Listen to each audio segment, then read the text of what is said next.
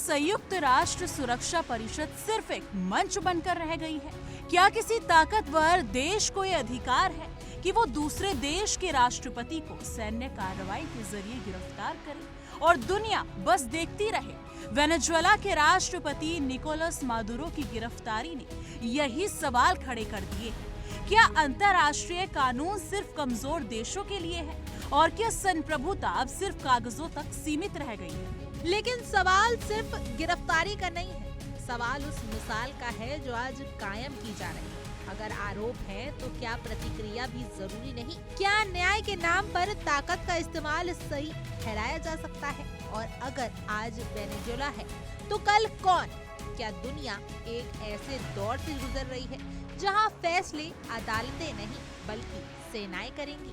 संयुक्त राष्ट्र सुरक्षा परिषद एक आपात बैठक और पूरी दुनिया की नजरें वेनेजुएला पर। आज की ये खबर सिर्फ एक देश या एक नेता की गिरफ्तारी की खबर नहीं है, बल्कि उस वैश्विक व्यवस्था पर सवाल है जो नियमों, कानूनों और संप्रभुता की बात तो करती है, लेकिन जब ताकत का इस्तेमाल होता है तो सब कुछ बिखरता नजर आता है। अमेरिका की सैन्य कार्रवाई, वेनेजुएला के राष्ट्रपति निकोलस मादुरो और उनकी पत्नी सिलिया फ्लोरेस की गिरफ्तारी और फिर न्यूयॉर्क ले जाया जाना, इन्हीं मुद्दों पर संयुक्त राष्ट्र सुरक्षा परिषद की इमरजेंसी मीटिंग बुलाई गई। सवाल बड़ा है कि किसी देश को ये हक है कि वो दूसरे देश के राष्ट्रपति को सैन्य ताकत के बल पर पकड़ ले। और इसी सवाल ने यूएनएससी की बैठक को तनावपूर्ण बना दिया।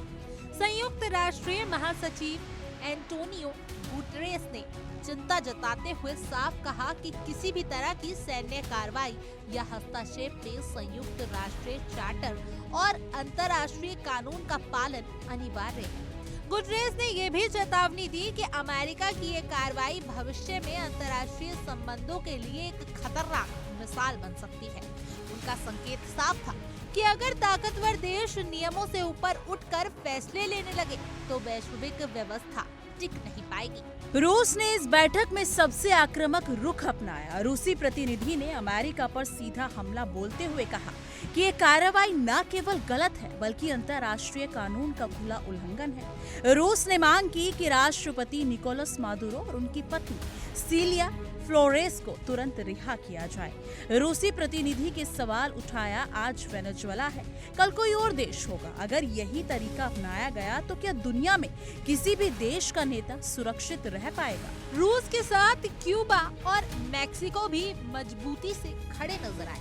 क्यूबा ने कहा कि ये कार्रवाई लोकतंत्र या मानव अधिकारों के नाम पर नहीं बल्कि ताकत दिखाने की राजनीति है। मैक्सिको ने भी दो टूक कहा कि किसी देश के राष्ट्रपति को इस तरह गिरफ्तार करना अंतर्राष्ट्रीय संबंधों को अराजकता की ओर ले जाएगा।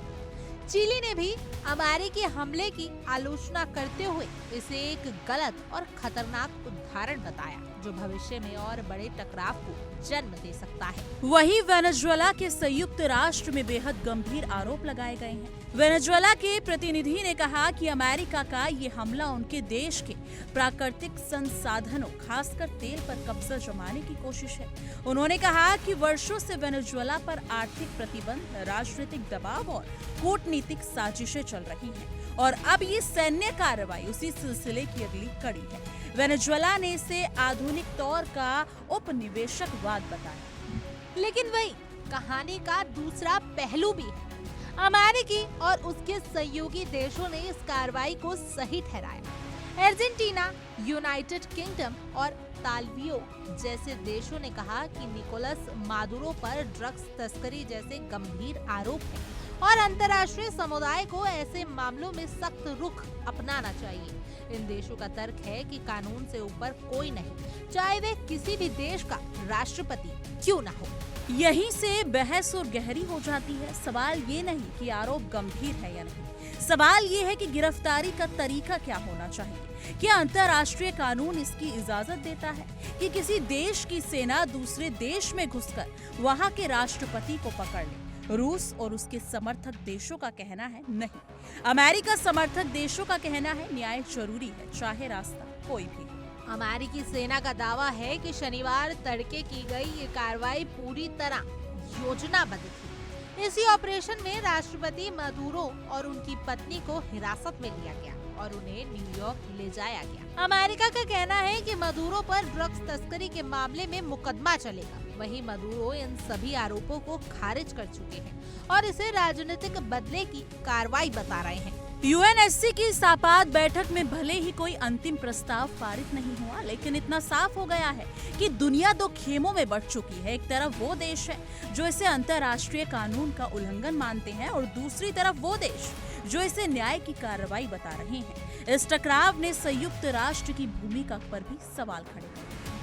वेनेजुएला संकट अब सिर्फ एक देश की राजनीति नहीं रहा, ये वैश्विक शांति, संतुलन, संप्रभुता और अंतर्राष्ट्रीय नियमों की सबसे बड़ी परीक्षा बन चुका है। निकोलस मदुरो की गिरफ्तारी ने दुनिया को ये सोचने पर मजबूर कर दिया है कि क्या हम एक ऐसे दौर में प्रवेश कर रहे हैं जहां ताकत ही सबसे बड़ा कानून होगी। और यही वजह है कि संयुक्त राष्ट्र सुरक्षा परिषद की ये बैठक इतिहास में सिर्फ एक मीटिंग के तौर पर नहीं, बल्कि एक चेतावनी के तौर पर दर्ज की जाएगी। चेतावनी कि अगर नियम टूटे तो व्यवस्था बिखर जाएगी। फिलहाल दुनिया इंतजार कर रही है अगले कदम का, अगले फैसले का और शायद अगले टकराव का।